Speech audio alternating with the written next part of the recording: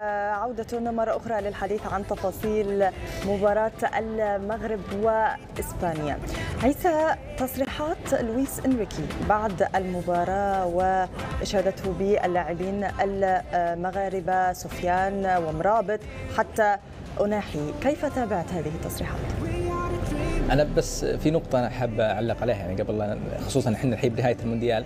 أتمنى يعني من المسؤولين في دولة قطر مراجعة قرار تقليص عدد الملاعب، أو لأن الأمانة أصبحت ملاعب قطر والرياضة في قطر عاصمة للعالم ككل، فأتمنى يعني مراجعة هذا القرار. يعني أتمنى الملاعب تبقى كما هي، خصوصا قطر قادرة على صناعة بطولات وإعادة بطولات مثل يعني البطولة العربية في العام الماضي وكذلك البطولة الآسيوية في العام القادم، فأتمنى الملاعب تبقى كما هي. هذا يعني كرأي شخصي أو كطلب إلى المسؤولين الرياضيين. يعني ملاعب حرم جميلة أتمنى تبقى كما هي.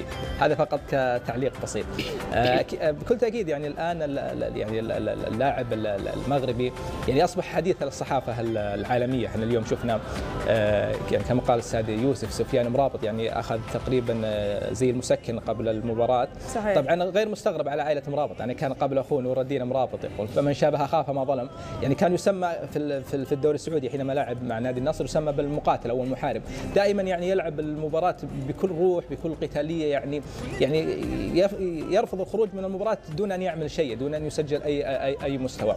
بس أنا يعني التصريحات دائما الآن يعني اللاعب المغربي يعني يجب أن يكون يعني الثبات النفسي مهم جدا، خصوصا أن الإعلام راح يشكل ضغط يعني على اللاعب المغربي سواء في التأثير السلبي أو الإيجابي. أعتقد أن اللاعب المغربي لديه قدرة يعني على التعامل مع هذه التصاريح يعني بسبب الخبرة الكبيرة.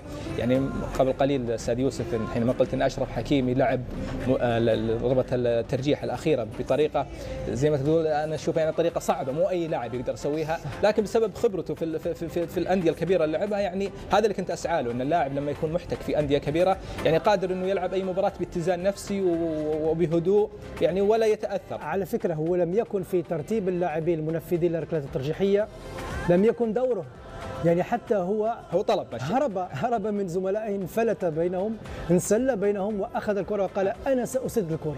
هذه قيمه اللاعب الفنيه والنفسيه. انا يعني انت كلمتك جميله لما قلت ان اللاعب اشرف حكيمي مثل امام منتخب قوي وحارس عملاق مثل المنتخب الاسباني وحارس المنتخب الاسباني وفي دور مهم يعني، وتقريبا اول مره المنتخب المغربي يعني على وشك انه يصعد فيلعبها بهذه الطريقه. هذا دليل على قيمه اللاعب الفنيه والتجربه الاحترافيه التي خاضها اللاعب أشرف حكيمي. هنا يعني مهم جدا عزيز بنيج، هناك حديث عن نجوم في المنتخب، ولكن هناك أيضا لاعبون آخرون يلعبون أدوارا يعني في غاية الأهمية في الخفاء ولا يتحدث عنهم الإعلام. جنود الخفاء. نعم. من هم هؤلاء اللاعبين؟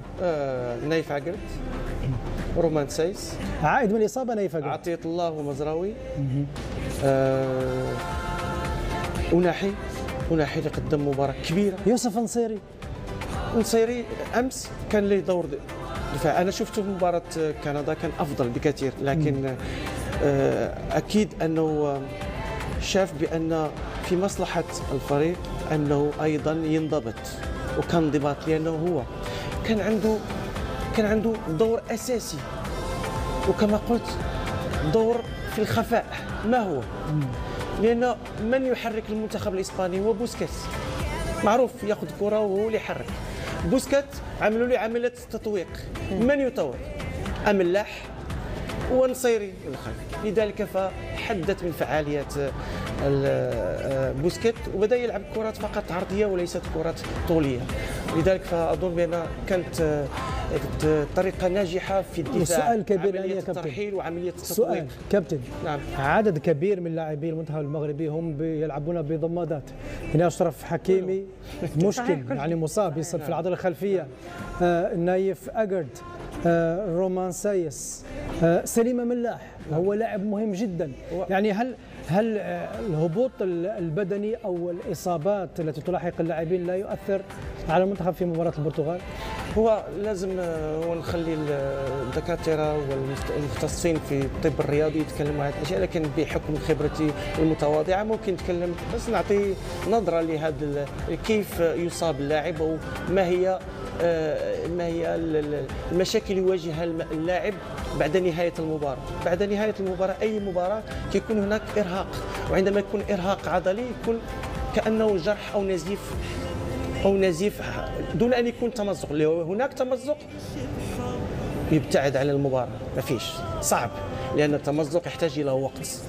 اما عندما يكون ارهاق عضلي يكون هناك عمل للدكاتره والمعدين المدنيين، وعمليه الاستشفاء تكون مكثفه لربح وكسب الوقت، وتاتي يعني بعد نهايه المباراه مباشره.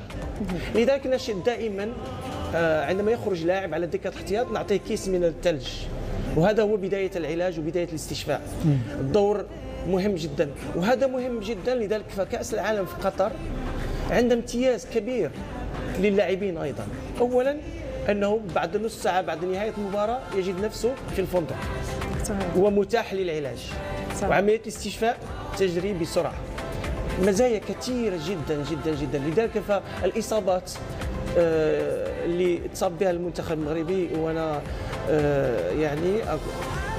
يعني هذه جروح نظرا للاجهاد. صحيح، كانت متوقعه بعد هذا. واظن لو كانت هناك تمزقات او شيء لا اظن بان الطاقم الطبي للمنتخب المغربي سوف يرتأى انه يخاطر باللاعبين. اظن بان هناك طاقم طبي كفء مع المنتخب المغربي وقادر على تشخيص مدى جاهزيه اللاعب ومدى صعوبه او حده الاصابه اللاعب، وخصوصا هذه اصابات تكون اكثرها تكون جروح عضليه ناتجه على كثره الجهود.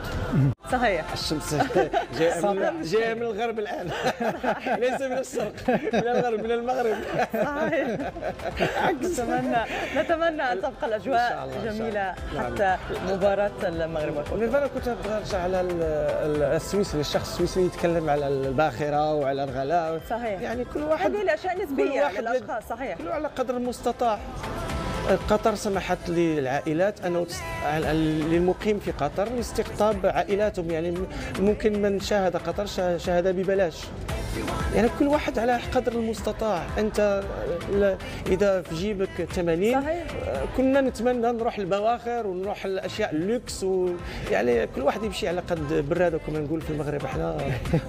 يوسف عارف على مستوى يعرف قياس، عارف البراد، نعرف الشاي احنا نصبوا في البراد، نقولوا البراد. صحيح. كل واحد البراد لازم يكون الشاي لازم يكون مضبوط. يوسف عارف لازم يكون مشحر. مشحر ومضبوط، والقياسه يعني مضبوط قياسه. يعني احنا نعرف نقول كل واحد يمشي يعرف قياس براده. يعني انا عندي 80 واش اروح لي 300 و400، يعني روح على قدر المستطاع.